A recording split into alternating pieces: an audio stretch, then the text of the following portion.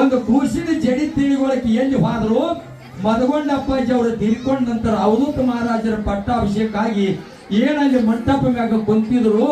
ಆ ಬಾಯಿ ಇದ್ದಕ್ಕೆ ಎಲ್ಲರೂ ನಕ್ಕೊತ್ತ ಕುಲುಕುಲು ನಕ್ಕೊತ್ತ ಆ ಕೂಸಿನ ಎತ್ತಿಕೊಂಡು ಹೋಗಿ ಅಪ್ಪಾಜಿ ಅವರ ಪಾದ ಮೇಲೆ ಹಾಕಿ ಆ ಜವಳ ತೆಗೆಯುವ ಟೈಮ್ನೊಳಗ ಆ ಹೆಣ್ಮಗಳು ಒಳಗೆ ಬರಲಿಲ್ಲ.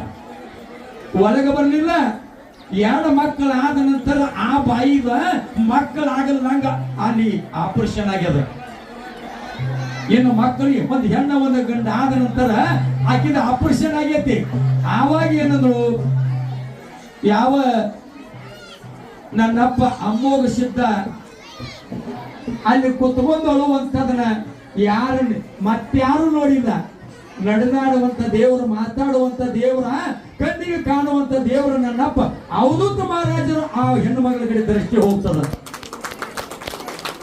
ಆವಾಗ ಯಾಕ ಆ ಬಾಯಿ ಎಳಲಾಕತ್ತಾರಂತೇಳಿ ನಮ್ಮಪ್ಪ ಕೇಳಿದಾಗ, ಯಪ್ಪ ಎಷ್ಟೊತ್ತಲ್ಲಿದ್ರೆ ನಾವು ಭಂಡಾರದಾಗ ನಿನ್ನ ಸೇವಾ ಮಾಡ್ಕೊಂತ ಬಂದೀವಿ. ಎರಡು ಮಕ್ಕಳು ಸತ್ತು ಹೋದು, ಈಗ ಆ ಮಕ್ಕಳ ಅವ್ರ ವೈಭವ ಅವ್ರು ಮಾಡ್ತಕ್ಕಂಥದ್ದು ನೋಡಿ ನನಗೆ ತಡ್ಕೊಳ್ಳಕ್ಕಾಗೋಯ್ತು.